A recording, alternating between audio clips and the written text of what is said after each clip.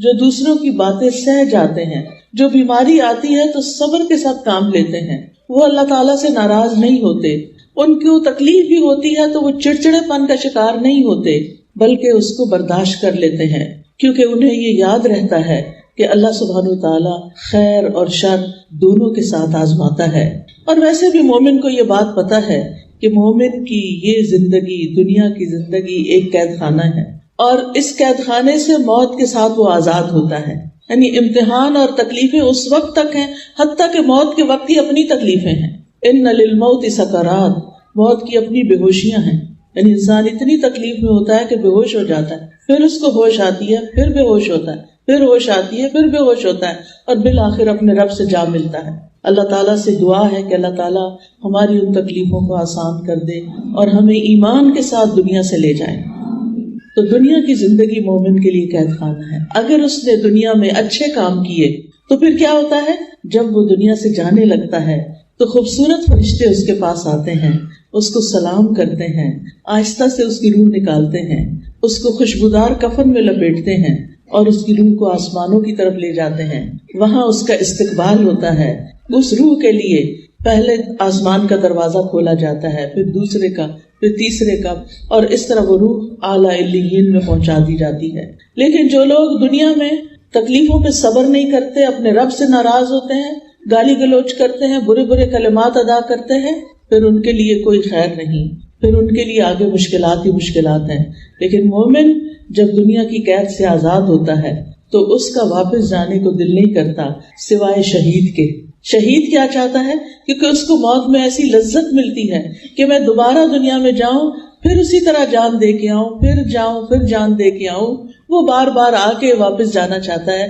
لیکن مومن دنیا کے غموں سے آزاد ہو جاتا ہے، پھر اس کے لیے اعلیٰ علیین کا مقام ہوتا ہے اور جنتیں اور راحتیں ہوتی ہیں۔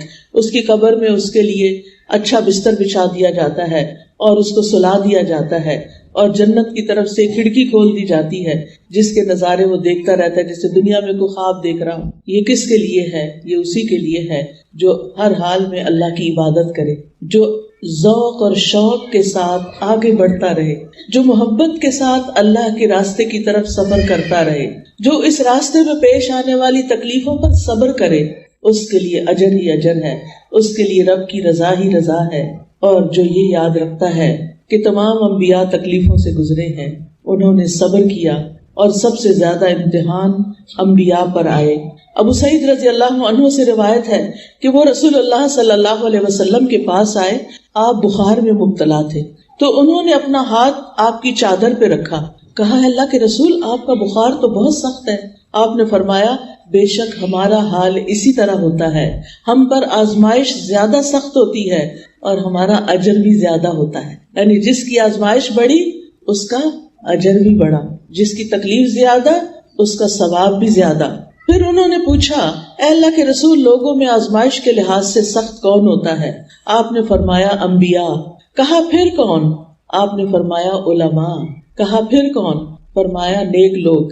اب ہونا تو یہ چاہیے تھا کہ جو نیک لوگ ہوں، یا عام طور پر لوگ یہی سمجھتے ہیں کہ اگر ہم نیک کام کر رہے ہیں، عبادت کر رہے ہیں، تو پھر ہماری زندگی میں تو کوئی مشکل نہیں ہونی چاہیے۔ نہیں، مشکلیں ہوتی ہیں ان کی زندگی میں، لیکن وہ برداشت کر کے خوشحال ہوتے ہیں، وہ دل سے خوش راضی رہتے ہیں، اور وہ سمجھتے ہیں کہ ہر لمحہ ہمارا اجر بڑھتا چلا جا رہا ہے، لہٰذا یہ چیز ان کو اطمینان دیتی ہے، اور وہ اس پریشانی پہ پریشان نہیں رہتے ہر وقت، بلکہ اللہ سبحانہ تعالیٰ کی طرف رجوع کرتے ہیں۔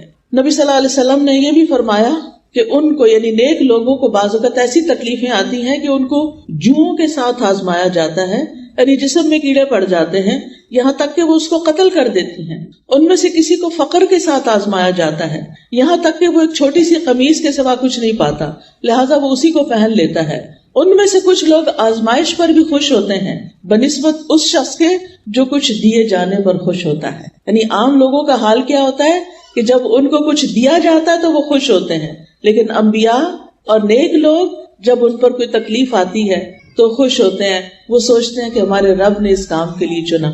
اب رب کی بڑی حکمتیں ہوتی ہیں، وہ کسی پر اس کی وسعت سے بڑھ کے بوجھ نہیں ڈالتا۔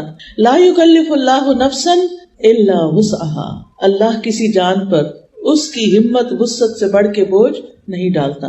لہا ما کسبت وعلیہا مکتسبت. مومن یہی دعا کرتا رہتا ہے ربنا لا تؤاخذنا ان نسینا او اخطانا ربنا ولا تحملنا ما لا طاقت لنا به.